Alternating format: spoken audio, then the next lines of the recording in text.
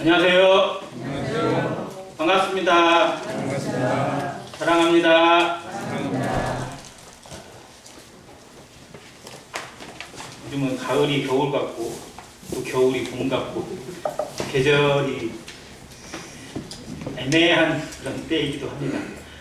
아침엔 되게 쌀쌀하고 춥고 낮에는 너무 더워지는 것 같아요. 그래서 감기 환자, 독감 환자가 훨씬 많이 늘었다고 합니다.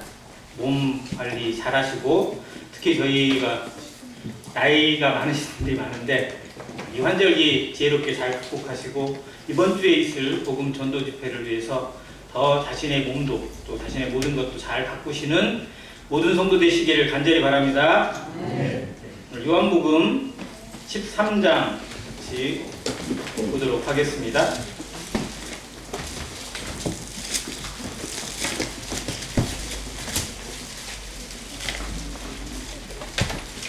요한복음 13장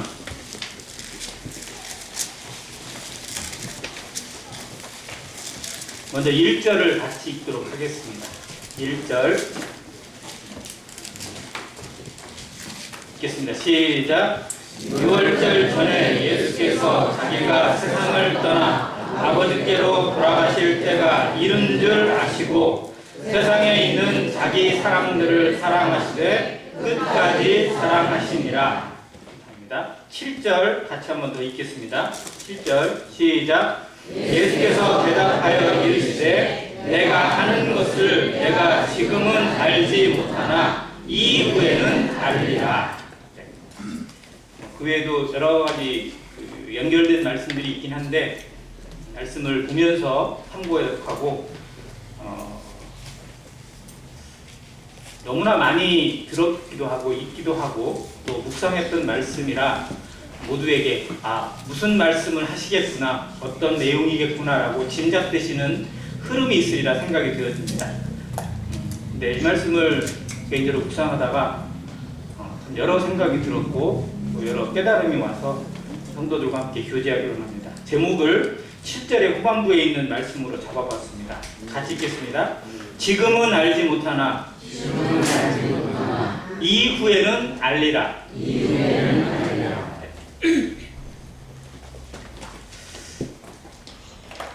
성경을 대할 때, 성경을 공부할 때, 그리고 또 다른 말로 성경을 해석한다고 하죠. 성경을 해석해서 적용시키고자 할 때 세 가지의 과정이 있습니다. 원칙이라고도 하고 성경 해석의 3원칙인데요. 가장 먼저를 관찰이라 합니다. 그러니까 계속 살펴봐야 돼요. 본문이 기록되어져 있는 시기가 언제인지, 어느 때에 기록된 건지, 어디에서 기록된 건지, 누구에게 주신 말씀인지, 어떤 상황에 무엇을 염두에 두고 하신 말씀인지, 거기에 특별한 단어는 뭐가 있는지, 또 이 말씀과 다른 말씀의 연결성은 무엇이 있는지 이거를 계속해서 찾아보고 확대해가고 넓혀가는 것, 이 과정이 관찰입니다. 관찰이 잘 되면, 그리고 관찰이 조금 더 마무리가 잘 되면 해석이 그냥 나와요. 근데 관찰하지 않고 해석하려고 하면 억지가 나옵니다. 그래서 이단이 나와요. 그러니까 관찰을 잘 해야 되는 이유는 뭐냐면 그 성경이 주신 맥락과 말씀하신 부분을 제대로 캐치하기 위해서고, 그리고 제대로 분별하기 위해서입니다. 요한복음은 총 21장까지 말씀이 기록되어져 있습니다. 자, 그리고 요한복음 21장까지 있는 말씀 중에 두 군데로 쪼개면 12장까지를 쪼개고 13장부터 따로입니다. 13장은 요한복음에 있어서 또 새로운 어떤 전환점을 주시는 말씀이고, 또 예수님의 생애 자체에서 또 특별한 부분을 보여주시는 시작이기도 합니다. 12장까지 요한복음의 흐름은 1장은 기본적으로 서론이라서 요한복음의 전체적인 부분을 먼저 보여주는 부분이 있고 사건 위주로 전개됩니다. 1장 후반부터 2장, 12장까지 계속적인 사건이 있고요. 기적이 나와요. 여러 가지 기적들이 거기에 담겨져 있고 그때마다 주시는 예수님의 말씀과 복음의 어떤 것들이 담겨져 있습니다. 13장부터는 기적이기보다는 예수님의 말씀을 통해서 내가 무엇을 이루고자 하고 어떻게 행할 것인지, 그리고 그 뜻이 무엇인지, 너희들이 어떻게 그것을 이어받아서 해야 될 것인지를 부탁하시는 말씀들 위주로 전개가 되어집니다. 그리고 그 시작을 언제 했냐면 6월절로 기준을 삼았습니다. 예수님의 공생애 동안 4번의 6월절이 있었습니다. 예수님의 생애의 6월절들이 좀 특별한 6월절이긴 하지만 이 날만큼 특별한 날은 없습니다. 그리고 인류 역사에 이 날만큼 특별한 6월절도 없습니다. 이때의 6월절은 하나님이 6월절을 제정하신, 즉 출애굽기 14장 6월절이 제정되어 있던 12장부터 그 사건이 나오죠. 그 사건이 제정되게 된 결정적인 의미, 그리고 그 하나님의 섭리를 이루어내시는 하나님의 뜻이 성취되어지는 6월절입니다. 역사적으로 따져보면 1500년 정도가 흘렀어요. 1500년 전에 하나님께서 모세를 통해서 6월절을 제정하셨고, 그 제정하신 6월절의 진짜 의미를 예수님이 지금 이날 이때에 보여주시고 알려주시고 나중에 성취를 해나갔습니다. 6월절이 영어로 패스오버예요. 패스오버. 지나가는 것.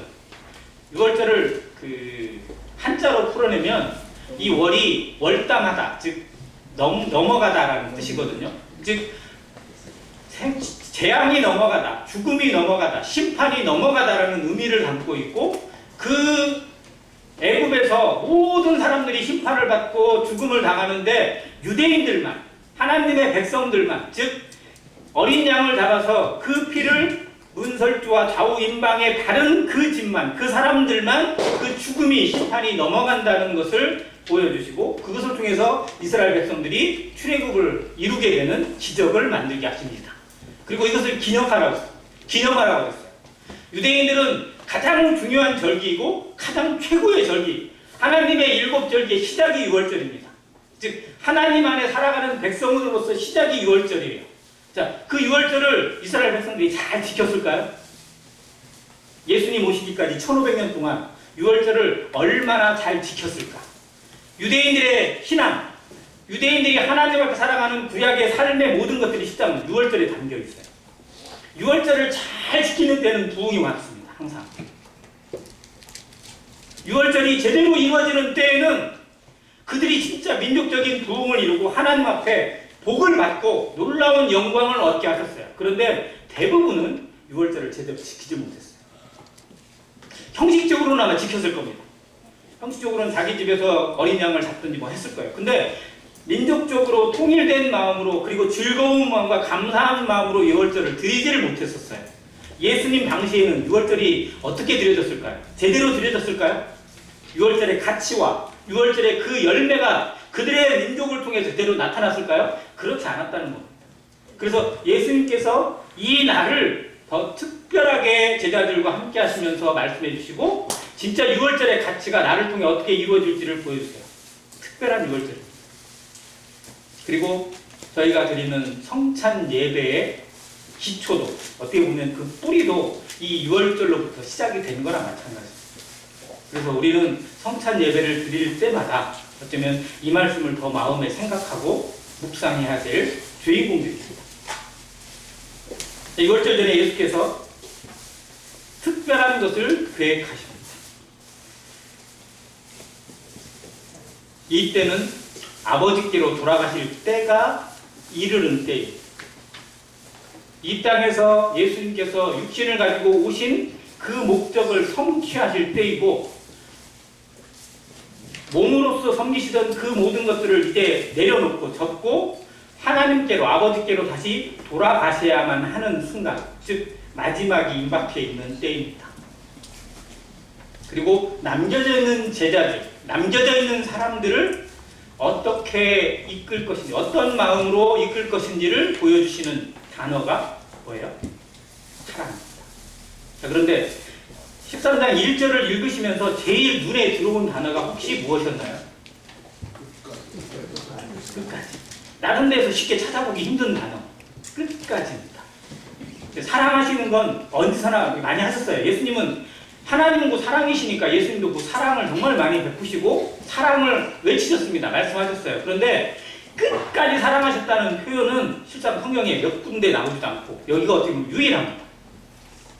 자, 끝까지라는 단어를 생각해 보면 처음에 딱 드는 의미는 뭐냐면 언제까지? 언제까지? 끝까지. 시간적인 의미로 많이 생각을 해요. 그러니까 이 말을 좀 해석해 보면 언제까지 사랑하신 걸까? 주님 우리를 언제까지 사랑하세요? 끝까지가 언제예요? 우리 죽을 때까지? 죽고 나서도? 영원. 시간적인 개념으로 끝을 얘기합니다. 자, 그러면 이 말씀을 듣는 제자들, 이 속에 있던 제자들은 이 끝이라는 단어를 어떻게 받아들였을까요? 어떤 의미로 생각을 했을까요? 아니, 사도 요한은 이 성경을 기록하면서 어떤 의미로 이 단어를 썼을까요? 자, 우리가 헬라어를 많이 공부를 할 필요는 없지만 그래도 가끔씩은 헬라어 단어를 연구해야 될 필요가 있는 게 뭐냐면 그 의미를 우리가 제대로 적용하고 있는가라고 생각해야 될 때가 있거든요. 자, 이 끝까지라는 단어를 헬라어를 찾아보니까 텔로스라는 단어가 쓰여 있어요. 텔로스. 자, 근데 이 텔로스가 어디에 또 쓰였냐면 우리가 아는 그 유명한 말, 다 이루었다. 테텔레스타이라는 텔레스라는 단어가 이 말과 어두리가 같습니다. 자, 테텔레스타이는 끝을 얘기하는 게 아니고 실상은 뭐냐면 완성을 의미해요. 완료를 의미해요. 다 이루었다. 다 갚았다. 다 끝났다. 성취했다. 이니 완성되었다. 라는 단어거든요. 계산이 끝났다. 하나님의 섭리가 이루어졌다. 라는 의미. 자, 그러면 여기서 말하는 끝까지 사랑하셨다는 의미는 뭐냐면 사랑의 완성을 의미합니다. 자, 그리고 또 한 가지는 어린아이들이, 아니, 할아버지가 요즘은 더 쓴 것 같아요. 손주를 데리다 오고 막 얘기하면서 재롱을 부리는 손주한테 막 얘기해요. 할아버지 사랑해? 손주가 뭐라고 그래요? 네, 사랑해요. 물어봐요. 얼만큼? 하고 물어봐요. 그럼 얼만큼이라고 대답해요? 하늘만큼 땅만큼. 자, 이 끝까지라는 단어를 우리 표현으로 제일 쉬운 표현이 뭐냐면 하늘만큼 땅만큼. 즉 시간적인 개념으로 끝까지 사랑하신다는 의미도 포함되어 있지만 실상은 그 무엇으로도 잴 수 없을 만큼 가장 완전하게, 가장 크게, 가장 놀랍게 사랑하셨다라는 의미입니다. 그래서 이 말씀을 우리 믿는 사람들에게 또 누군가에게 적용하려면 이렇게 해야 돼요. 첫 번째는 끝까지 시간적인 개념을 두고 아무리 믿지 않는 사람, 거절하고 있고 지금도 믿지 않고 자기 마음대로 사랑하는 사람, 그 사람은 주님이 사랑하시나요? 안 하느냐요? 하세요. 우리는 사랑하지 못할지 몰라도 주님은 끝까지 사랑하십니다. 그래서 교회는 그 사람을 포기해서는 안 돼요.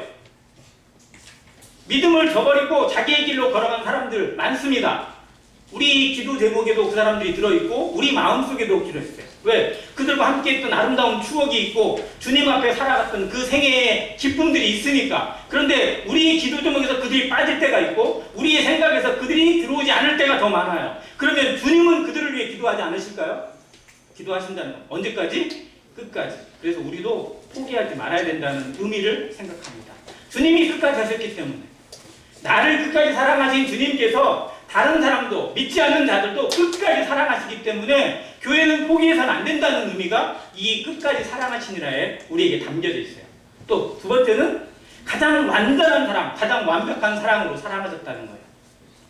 뭔가 계산하지 않고 이러면 사랑하고 이러면 미워하고 이러면 좋아하고 이러면 걷어차는 게 아니라 아무 조건 없이 그 어떤 상황 가운데도 사랑하셨다는 의미입니다. 그래서 우리에게 안전이 있어요. 그래서 평강이 있습니다. 그런데 교회가 이 사랑을 보여주지 못하고 있을 때 주님의 열매가 나타날 수 없어요. 교회의 부흥은 주님의 이 끝까지 사랑하신 것을 실천하고 배울 때에 나타납니다. 포기하지 않고 어떠한 조건에도 구애하지 않고 줄 수 있고 나눌 수 있고 희생할 수 있는 사랑. 이게 교회만이, 성도만이 줄 수 있는 사랑이고 우리가 감당해야 될 사랑이기도 합니다. 이 사랑의 의미를 온전히 배워가시는 안행교회 성도 되셔서 한 영혼, 교회 앞에 당연히 돌아와야 될 우리의 동료들, 우리의 자녀들, 우리가 정말 사랑하고 기억하고 기도하고 있는 그 모든 사람들, 이 자리에 있었으면 정말 좋겠다고 여겨지는 사람들, 아니 내가 전혀 모르지만 주님이 끝까지 사랑하신 사람들을 위해서 나는 마음이 얼마나 열리고 있고 얼마나 내 것을 희생하고 있고 얼마나 주님 앞에 부르짖고 있는지 생각하시는 한 시간 되길 바랍니다. 내 마음이 이 말씀에 감동되어지고 이 말씀에 동의되어지고 이 말씀이 정말 하나님이시라면 나는 이 말씀 앞에 어떤 태도를 취하고 있는지 생각하라는 겁니다. 주님은 이렇게 사랑하셨습니다. 그런데 그 사랑을 하시는 주님의 결심이 있고 주님의 결단이 있을 그때에 과연 제자들은 어떤 모습이었을까요? 그때 당시 제자들. 자, 이때는 가룟 유다는 이미 어땠어요? 가룟 유다는 기회를 엿보고 있다가 이제 때가 됐다. 무슨 때가 됐어요? 주머니를 챙길 때가 되었다. 예수님은 이때가 되었는데 가룟 유다는 이때가 되었어요. 주님은 자신의 모든 것을 내어주시고 그들을 사랑하실 준비가 되어 있고 그 결단을 하고 있는데 가룟 유다는 이제 예수를 팔아야 될 때가 됐다. 이제 예수와 모든 인연을 끊고 내가 예수의 제자였던 것 다 잊어버리고 이제 내 목 챙길 때가 되었구나라고 결단하는 때가 되었습니다. 이렇게 엉뚱하게 갈 사람들이 많아요. 자, 다른 제자들은 그러면 준비가 잘 되었을까요? 다른 제자들은 정말 그 주님의 마음에 같이 움직이고 같이 동행하고 같이 동역할 만한 준비가 되어져 있었을까요? 아니에요. 이들이 노리고 있는 건 뭐예요? 그 나라에 한 자리를 어떻게 해먹을까? 나는 거기에서 몇 번째나 될까? 이 계산하고 있었어요. 자, 12 중에 가장 1번이라고 생각하는 사람 누구예요? 다 그럴까요? 그래도 1번은 베드로일 거야 이 생각을 했을까요? 아니, 그게 안 했다니까요. 베드로를 인정한 게 아니에요. 가장 친한 사람이 누구냐면 베드로와 가장 친한 어부가 누구예요? 동생은 빼고 요한과 야고보예요. 그렇잖아요. 둘이 같이 동업도 하고 뭔가 좀 우리 배 좀 잡아줘, 우리 그물 좀 잡아줘 이렇게 같이 했었어요. 근데 요한과 야고보가 자기 어머니 내서 어떻겠어요? 우리가 좀 1등되게 해주세요. 우리 친척이잖아요. 우리 그래도 좀 뭔가 연결점이 있잖아요. 그럼 다른 제자들은 쟤들이 그나마 예수님하고 친하니까 쟤들이 1, 2, 3번 하고 우리는 4, 5번이나 하면 다행이지 이 생각했을까요? 그렇지 않다니까요. 어떻게든 찍어 누르려고 하고 어떻게든 미끄러뜨리려고 하고 어떻게든 잡아내리려고 하는 것이 사람의 힘이에요. 내가 한 게 아니고 어떻게든 잡아내리려고 하는 거, 어떻게든 흠을 잡으려고 하고 어떻게 하면 저 사람을 넘어뜨릴까, 어떻게 하면 뒤로 밀어내버릴까. 이게 세상의 모습입니다. 근데 이 제자들 속에서 그 모습이, 그 갈등이, 그 투쟁이 일어나고 있었던 밤이에요. 예수님 이걸 모르실까요? 아니, 우리 교회 안에서 정말 마음으로는 하나인 것 같고 뜻으로는 하나이고 얼굴은 하나인 것 같지만 이 속에서는 여러 가지 생각들이 있고 여러 가지 분란들이 일어나는 거 주님은 정말 몰라서 사랑하실까요? 너무 잘 아세요. 그럼에도 사랑하십니다. 누구를 향한 원망이 있고 판단이 있어도요, 주님 그것으로 인해서 책망하기보다 그래도 사랑하세요. 그래서 우리가 주님을 알면 알수록 다른 사람에 대한 원망이 지워질 수밖에 없고 판단이 낮아질 수밖에 없어요. 그게 주님을 아는 겁니다. 그게 마음의 온유와 겸손입니다. 주님의 멍에를 메고 배워왔으면, 주님께 배워봤으면, 주님과 함께 움직이고 그 맹에를 메고 같이 걸어갔으면요, 온유와 겸손을 배울 수밖에 없어요. 다른 사람을 좀 더 높일 줄 알고, 다른 사람 좀 더 인정할 수 있고, 좀 더 존중할 수밖에 없습니다. 이게 교회의 모습이에요. 몸에 덜 약한 부분을 더 귀하게 여기고, 정말 무시받는 그런 존재들이 오히려 더 보살핌을 얻는 모습. 교회의 비밀이 우리 가운데 이루어지기 위해서 정말 주님의 멍에를 메고 온유와 겸손을 배워가는 모습이 우리 평생에 있기를 간절히 바랍니다. 자, 이날 예수님이 뭘 하셨죠? 끝까지 사랑하시니라라고 예수님이 그 사랑의 결심을 하고 행하신 첫 번째 사건이 뭐예요? 첫 번째 일이 발을 씻긴 겁니다. 자, 다른 유월절도 있었어요. 다른 날도 있었습니다. 다른 유월절에 예수님이 제자들의 발을 씻겼을까요? 그랬을 수도 있겠지만 저는 아니었다고 봅니다.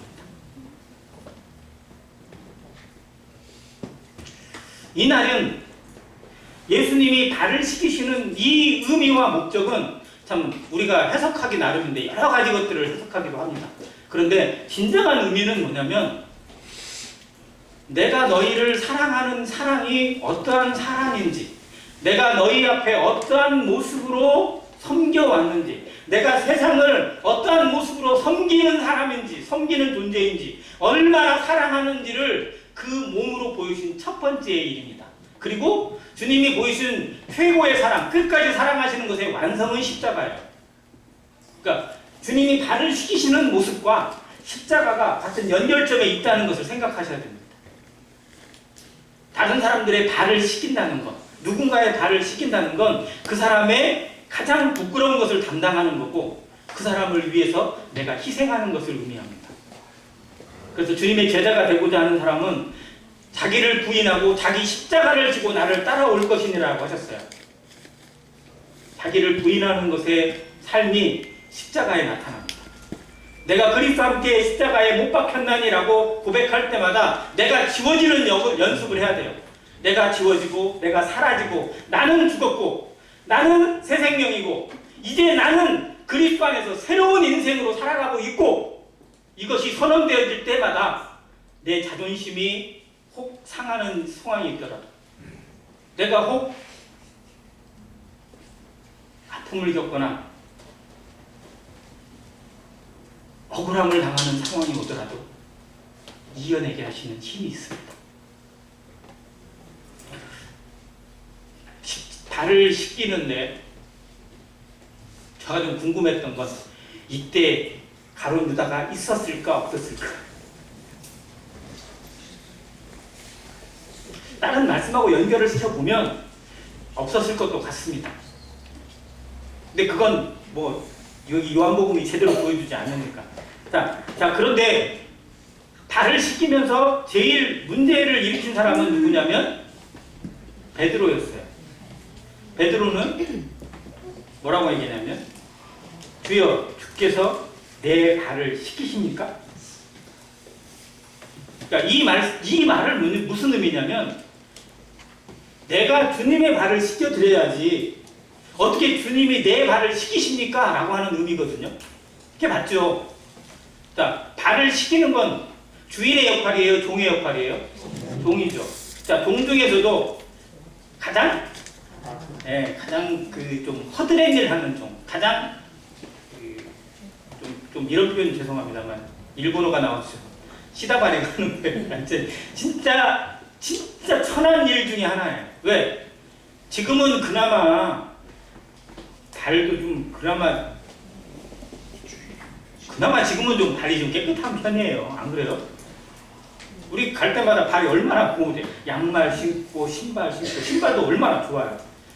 근데 너무 신발이 좋아서 발 냄새가 난다고는 하는데 아무튼 당시에는 발이 어느 정도였을까요? 그냥 온통 때투성이에요. 그냥. 정말 막 때가 끼다 못해가지고 아마 막 거의 막 덩어리지기도 하고 정말 거기에다 손을 댄다는 거는 진짜 감히 상상도 못할. 그래서 가장 천한 종이 하는 거였고요. 주인이 손님이 왔을 때 가장 먼저 해야 되는 것이 뭐냐면 발 씻은 물을 갖다 줘야 돼요. 그게 예의예요. 그게. 자, 그런데 그 일을 주님이 감당하셨어요. 자, 그리고 주님이 이 발을 씻기시는 모습 그대로 실상 뭘 지셨어요? 십자가를 지셨습니다. 우리의 죄 때문에 우리의 죄를 위해서 예수님이 십자가에 지신다는 건 지금 2000년 후에 살아가는 우리들에게는 당연한 일처럼 여길지 모르지만요. 있을 수 없는 일이에요. 있어서도 안 되는 일입니다. 어떻게 그걸 꿈꿀 수 있어요? 자기의 죄를 위해서, 내 죄를 위해서, 내 죄를 갚기 위해서 사람들이 해야 될 수 있는 최선의 노력은 뭐냐면 양을 잡아가는 겁니다. 내 죄를 위해서 양을 계산해서 양을 죽이는 거예요. 그게 유대인들의 원칙이잖아요. 그리고 이때 당시에도 성전에서 양을 드리는 제사를 드렸어요, 안 드렸어요? 드리고 있었어요. 그러니까 수시로 양 잡고 짐승 잡고 심지어 소를 잡는 일들이 일어났습니다. 그런데 양이나 소가 아니라 예수님이, 하나님의 아들이신 예수님이 대신 죽는다는 건 있을 수 없는 일이고 있어서도 안 되는 일이에요. 그런데 발을 씻기시는 그 손으로 우리의 죄를 담당하셔서 못이 바뀌고 피를 흘리셨습니다. 그걸 선언하시고 그걸 결심하시고 끝까지 사랑하시는 걸 보여주시는 유월절입니다. 그리고 베드로가 이 말씀을 하시자 예수님이 말씀하십니다. 내가 하는 것을 네가 지금은 알지 못하나 이후에는 알리라.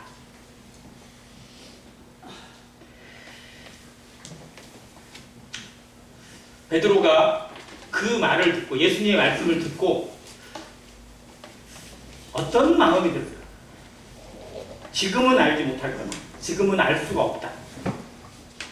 너는 지금은 모른다. 근데 베드로가 거기에 동의했을까요? 이날 베드로가 예, 제가 지금은 잘 모르겠습니다. 나중엔 알게 되겠죠. 이 마음이었을까요? 어떠세요? 뭔 말씀이세요? 제가 그래도 예수님을 제일 잘 아는데 전 그래도 다 알아요. 모르면서도 아는 척하고 알지도 못하면서 아는 척 흉내내려고 하는 모습, 억지스러운 모습이 베드로에게서 너무 많이 나옵니다. 그런데 실상 우리도 그럴 때가 있어요. 그러니까 성경 말씀을 들으면 우리에게 반응이 있어요. 말씀을 들으면 그 말씀 알아. 그 말씀 들어봤어. 그 말씀 이 말씀일 것 같은데? 막 이러면서 우리에게 먼저 계산되는 게 있습니다. 인간의 습관 중에 하나거든요. 근데 정말 우리는 말씀을 안 알아요. 우리가 말씀 앞에 두려워해야 될 게 그겁니다. 정말 나는 말씀을 아는 건가? 말씀을 알면 그 말씀이 내 안에서 흐르게 되고 역사되어지면 정말 어떠한 모습을, 어떠한 능력이, 어떠한 열매가 맺히게 될 것인가? 말씀의 능력이 우리 안에서 역사되어진 것을 나는 정말 믿고 있는가? 한번 생각해 보게 됩니다. 그런 의미에서 많은 성도들은 말씀을 아는 게 아니라 말씀을 맛만 봅니다.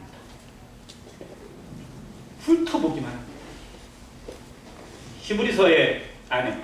히브리어에 알다라는 단어가 야다입니다. 알다라는 단어가 실상은 어디에서 비롯된 말이라고요? 남녀의 성관계에서 비롯된 말이에요. 그게 아는 거예요. 내가 저 여자를 알아 라는 의미가 뭐냐면요, 나 같이 잡았어 라는 의미예요. 실상 그게 아는 거예요. 마리아가 천사의 말에 고백을 하죠. 나는 남자를 알지 못하니 어찌 이런 일이 있겠습니까? 라고 얘기했어요.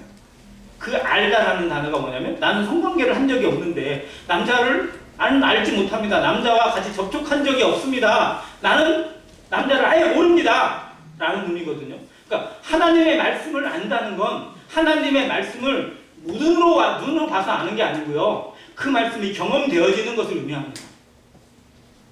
우리 안에서 정말 같이 사랑을 나눌 정도로 같이 한 밤을 보내고 한 이불 속에서 지낸 것처럼 그런 뜨거운 마음을 우리에게 경험하게 하시고 하나님의 말씀이 우리 가운데 얼마나 뜨거움을 주시고 얼마나 달콤함을 주시는지 경험하는 것이 말씀을 아는 겁니다. 그리고 그 말씀을 알게 되면 그 말씀이 나를 지배합니다. 내 심령을 지배하고 내 삶을 지배하게 하십니다. 말씀은 그런 능력이 있습니다. 왜? 하나님이시니까. 하나님은 우리의 삶에 개입하기를 원하고 우리 마음을 이루시기를 원합니다. 말씀으로. 그래서 그 말씀이 우리 가운데 너무나 쉽게 적용되고 너무나 잘 적용되게 하시기 위해서 성령을 주셨어요. 그걸 깨닫게 하신다고 했잖아요. 근데 정말 우리는 말씀을 너무 잘 아는 것 같은데 실상은 너무 모르는 때가 허다합니다. 정말 말씀을 안다고 생각하세요? 정말 내가 말씀을 알고 있는 성도인지 내가 말씀을 알아가고 있는 성도라고 스스로 자부하신다면 정말 말씀 앞에 내 태도가 어떠한지 말씀을 대하는 내 마음이 얼마나 낮아져 있고 꺾여져 있는지 나귀의 첫 새끼는 목을 부러뜨리라고 하셨어요. 나귀의 첫 새끼를 왜 목을 부러뜨리려고 그렇게 했는지 희생입니다. 죽음이에요. 예수 그리스도가 자기를 희생하신 것처럼 우리의 모든 것들이 가장 먼저 예수님께 하나님 앞에 부러지기를 원하는 것, 그것이 우리의 예배입니다. 우리의 구원은 그렇게 이루어져 가야 되는 것입니다. 이것이 아는 겁니다. 베드로는 한참 멀었어요. 예수님 보시기. 우리는 한참 안 멀었을까요? 베드로는 뭐라고 했냐면, 저는 그래도 알 만큼 아는데요. 저도 그래도 남들보다 잘하는데요. 그래도 내가 쟤보다는 나은데요. 그래도 제가 예수님 앞에 첫째 제자 아닙니까? 그런 자존심을 내세웠어요. 정말 그것 때문에 그는 무너졌어요. 성도가 신앙에서 무너지는 가장 큰 이유는 저는 자존심이라고 봅니다. 자기를 꺾지 않아서 무너지는 거예요. 자기를 꺾지 않아서 주님과의 관계가 어그러지고 다른 성도와의 관계가 어그러지고 교회에서 쓴뿌리가 되는 것입니다. 알지 못해요, 나를. 근데 안다고 착각하는 겁니다. 우리가 정말 주님을 어떻게 알고 있는지, 내가 하나님의 말씀을 어떻게 알아가고 있는 것인지 늘 점검하시는 모든 성도 되시기를 간절히 기도합니다. 그리고 이후에는 알리라고 하셨어요. 그러면 도대체 지금은 모르는데 이후에는 알게 돼요. 그러면 이후가 언제예요? 역사적으로 이후가 이루어졌어요? 안 이루어졌어요? 이루어졌습니다. 언제 이루어졌죠? 자, 이후를 한번 제가 첫 번째 예수님의 십자가. 그때 베드로가 알게 됐을까요? 자, 예수님의 부활. 세 번째, 오순절 성령. 오순절 뭐예요? 말씀을 하세요, 말씀. 1번, 2번, 3번. 2번? 3번? 자, 1번은 아닐 것 같고. 자, 2번. 2번일 것 같아. 3번. 여기도, 아니, 우리 모임의 특징이에요. 여기저기도 표시를 하지 않아. 자, 근데 느낌상 어느 게 더 맞을 것 같으세요? 3번이 맞을 것 같죠.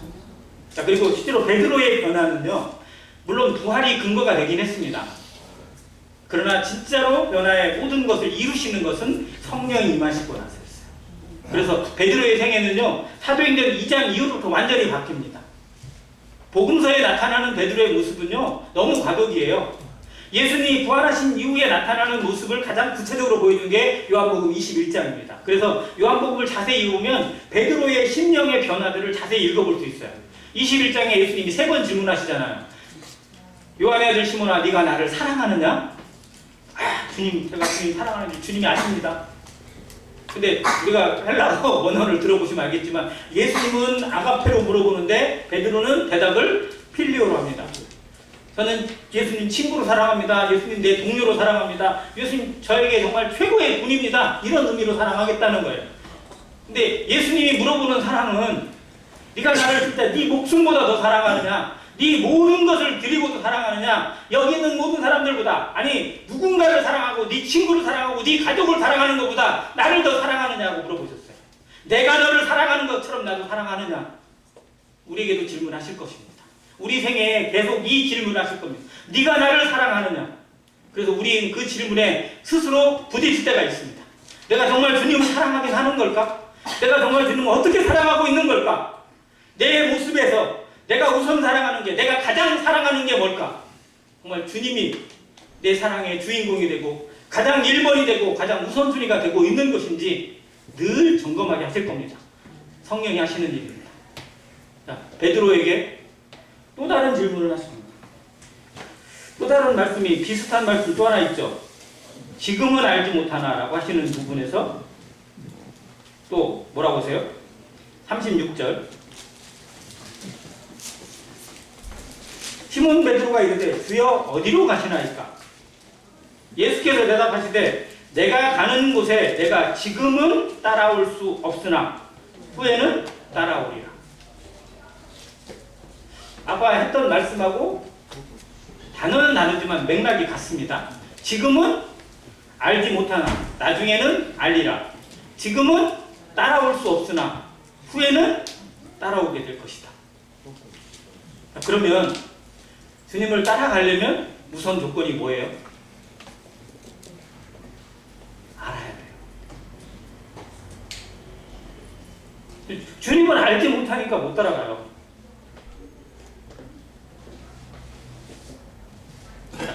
순종하고 싶지 않으신 성도 계세요? 난 순종하기 싫어. 순종이 막 거부감이 들고 순종이라는 단어만 넣으면 막 몸에 막 두드러기가 생기고 이런 성도 계세요? 자, 기본적으로 모든 성도는, 모든 교회는 순종하고자 하는 마음이 있어요, 없어요? 있어요. 자, 근데 순종이 쉬워요? 순종 되던가요? 나는 순종한다. 이러면 누구도 손을 못 들어요. 자, 그 얘기는 뭐냐면요. 그럼 순종은 아예 이루어질 수 없는 거예요? 그런가요? 주님이 순종될 수 없는 사람들에게, 순종이 절대 불가능한 사람들에게 순종을 얘기하시고 나를 따라오너라고 하신 거예요? 그게 아니잖아요. 그러면 그렇게 순종한 사람들이 있었어요, 없었어요? 있었습니다. 그들을 통해서 이루어지는 역사가 교회사예요. 교회의 역사는 그 말씀을 알고 그 말씀에 순종한 사람들에 의해서 이루어져 왔고 앞으로도 그럴 것입니다. 안행교회의 역사도 그렇게 이루어져 왔고 앞으로도 그렇게 이루어져 가실 겁니다. 그러면 가장 중요한 건 순종하고자 하는 마음은 뭐에서 오냐면 알면서 옵니다. 주님을 얼마나 아느냐, 어떻게 알고 있느냐에 따라서 순종의 척도가 바뀝니다.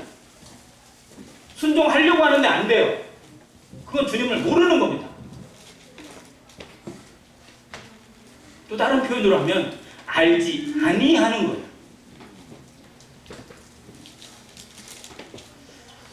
구약에 제사장의 아들들 둘이 있는데 아론의 두 아들 나답과 아비후 그리고 엘리의 두 아들 홈리와 비나스에 대해서 성경이 뭐라고 하냐면 여호와를 알지 아니한 불량자로 표현합니다. 알기를 거절했어요. 알지 못하니까 그 이상한 짓거리를 하는 겁니다. 하나님을 알면 알수록 예수 그리스도를 알아가면 알아갈수록 우리에게서 순종은 지극히 당연한 열매가 됩니다. 억지가 아닙니다. 쥐어 짜내는 게 아닙니다. 왜? 성령의 인도하심은 우리를 당연히 순종으로 이끌고 성령의 열매를 거두게 하시는 것으로 나타나니까요. 감나무가 감을 맺히기 위해서 요즘은 농구가 무슨 좀 더 좀 하려고 맨날 약 주고 뭐 하고 뭐 이런다고 하더라고요. 근데 한 20년 전에 한번 우리 시골에 있는 감나무 한번 생각해보세요. 약 줬어요? 약 준 적 없어요, 실상은. 근데 지금도 저희 시골에 가면 약 안 합니다. 감나무 그냥 내둬요. 그냥 감나무 그냥 내둬도 돼요. 근데 그냥 감농사 하시는 분들은 맨날 이렇게 약을 해야 되고 막 근데 그런 게 생겼어요. 야, 근데 약을 주지 않고 그래도 그냥 그 뿌리에 있는 나무는 자연스럽게 감을 맺히더라고요, 보면. 근데 뭐 자연스러운 거예요. 성령의 열매, 성령의 역사는 인위적으로 쥐어짠 게 아니고요. 어떤 너무 순조로워요. 그냥 자연스러워졌어요. 초대교회 성도들이 자기를 희생하고 자기의 소유를 없는 것으로 내어서 모든 사람에게 나눠주고 하는 것들을 쥐어짜냈어요. 막 앞에서 가르쳐가지고 자 이렇게 해야 됩니다, 이렇게 해야 됩니다 라고 하셨던 거예요? 하기 싫은데 그렇게 한 거예요? 아니에요. 성령의 감동, 강권하심이 그들에게 그것을 자연스럽게 이루어지게 했어요. 부흥은 그렇게 오는 겁니다. 성령의 뜨거움, 흔히 뭐 성령 대폭발이라고 흔히 얘기하는데 정말로 우리 안에 내가 아니라 내가 사라지고 내 안에 성령의 역사가 나타나게 됐을 때 이루어지는 너무나 자연스러운 흐름이고 열매예요. 가무는 땅에 저녁에 강릉이 막 가뭄이 너무 심할 때 TV에서 이렇게 보여주는데 어떻게 해요? 땅이 착착착착 갈라져요. 메마른 땅의 모습 갈라지는. 자, 그곳에 비가 와요. 물이 채워져요. 어떻게 돼요? 땅이? 그 갈라진 것도 어떻게 돼요? 부드러워져요. 실제로 주님 안에 있다고 하지만 교회 안에 있다고 하지만 성도들의 마음이 이게 쩍쩍 갈라지는 상황들이 있어요. 메마른 겁니다. 은혜에 메마르고 그리고 복음의 말씀에 메말랐고 주님의 메마름, 성령의 메마름. 성령을 흔히 표현할 때 우리가 뭐라고 표현하죠?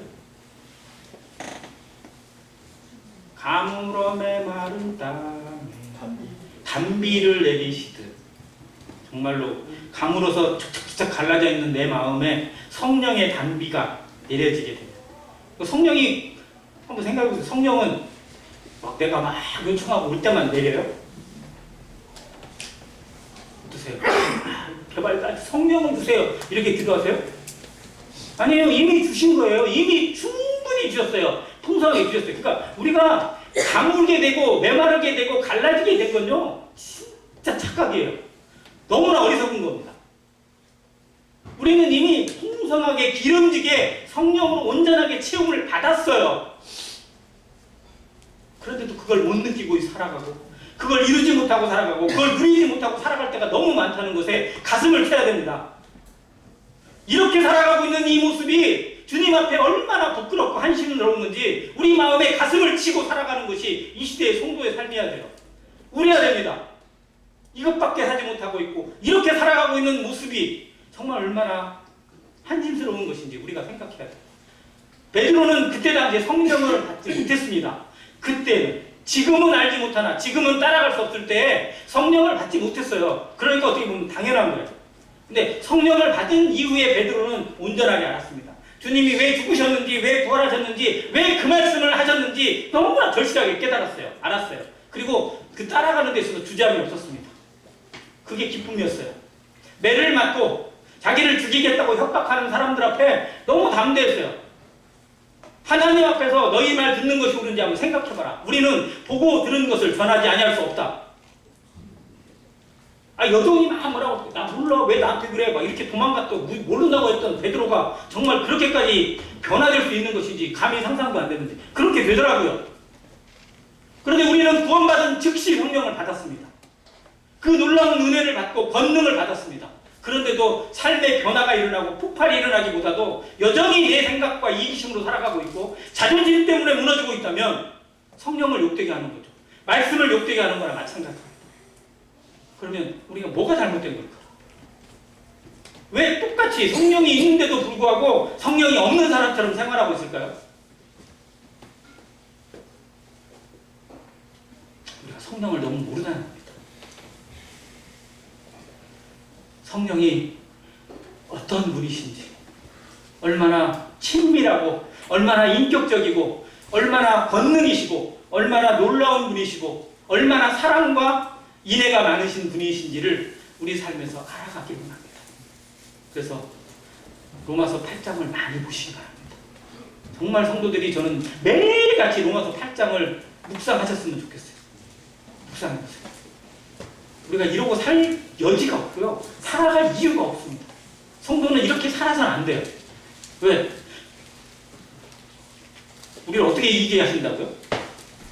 그러나 이 모든 일에 우리를 넉넉히 이기게 하세요. 넉넉히. 뭐예요? 넉넉히를 조금 우리 표현을 하면 게임도 안 되게. 근데 축구 경기를 하는데 그 펠레스코어를 3대2라고 해요. 진짜 박빙인 거예요. 누가 이긴다고 장담을 못하겠고 어떻게 될지 모르는 상황이에요. 근데 우리 성령이 우리 가운데 이끄시는 것은 펠레스코어로 이기는 게 아니고 어떻게 이긴다? 콜드 게임으로 이긴다. 이기는 축구 경기를 보는데 좀 때로는 미안할 정도로 상대방 팀 그런 경기 혹시 보신 적 있어요? 네. 우리나라도 옛날에 한번 그런 경기를 하더라고요. 16대 빵 이렇게 막 선수들끼리 골대 앞에 가서 서로 장난치면서 골을 넣어. 골을 넣는 게 넣는 것도 아닌 것 같고 상대방은 어쩔지 모르지만 정말 성령께서 이루시는 일은 그 정도의 넉넉함이 있습니다. 그런데 우리의 삶에 그 넉넉이 있어요. 그 여유가 있고 그 풍성함이 있습니까? 그 평강이 있으신가요? 우리에게 그만한 것을 주셨는데도 불구하고 누리지 못하는 모습에 대해서 우리가 정말 안타까운 마음으로 가슴을 쳐야 합니다. 그래서 저는 이 6월절 전에 예수님이 하신 끝까지 사랑하시라는 말씀을 생각하면서 우리 생애가 여전히 성령 없는 모습처럼 살아가고 성령의 인도하심이 아닌 내 생각과 고집으로 살아가고 있는 모습이 우리에게 없는지, 우리에게 그 충분한 것을 주셨는데도 불구하고 그 모습 가운데 허덕이고 있는 모습은 아닌지 생각하게 합니다. 온전케 하시는 능력 내게 있지 않습니다. 우리는 우리를 변화시킬 만한 그 어떠한 힘도 에너지도 갖고 있지 못합니다. 우리는 정말 무력합니다. 왜? 죄에게 무력했으니까. 그래서 우리가 죽어야만, 내가 사라져야만 온전한 하나님의 능력, 성령으로 사는 능력을 경험하게 하십니다. 그 말씀을 늘 마음에 새기면서 마지막 때를 살아가는 온전한 성도의 삶이 우리 가운데 이루어지기를 합니다. 주님은 지금도 우리를 위해서 간구하십니다. 성령도 우리를 위해서 기도하고 계십니다. 로마서 8장에 말씀하셨잖아요. 탄식함으로 기도하시는 분이 성령이세요. 얼마나 간절하게, 얼마나 안타까운 모습으로 우리를 위해 기도하고 계시고 우리를 바라보고 계시고 보좌 우편에서 우리 하나하나의 얼굴을 떠올리고 이름을 떠올리면서 정말 그 성도가, 그 교회가 주님 앞에 더 변화되어지고 더 아름다운 열매를 맺고 더 풍성하게 주님께 영광 돌려주기를 누구보다도 간절히 주님이 원하십니다. 그리고 그 성령이 그 일을 이루어 가시기로 우리를 작정하시고 움직이셔요. 근데 에너지는 있는데 도구가 들여지지 않아요. 기계를 가지고 있는데 기계에 스위치를 넣지 않아요. 자동차가 있는데 키를 키질 않아요. 그리고 자동차가 멋있다, 자동차는 대단하다, 자동차는 힘이 있다, 얼마든지 달릴 수 있다, 이것만 외치고 있다면 무슨 의미가 있겠어요? 시동을 켜야 돼요. 에너지의 그 모든 것들이 사용되려면요, 시동이 켜져야 됩니다. 그게 우리의 기도여야 됩니다. 나를 사용하셔.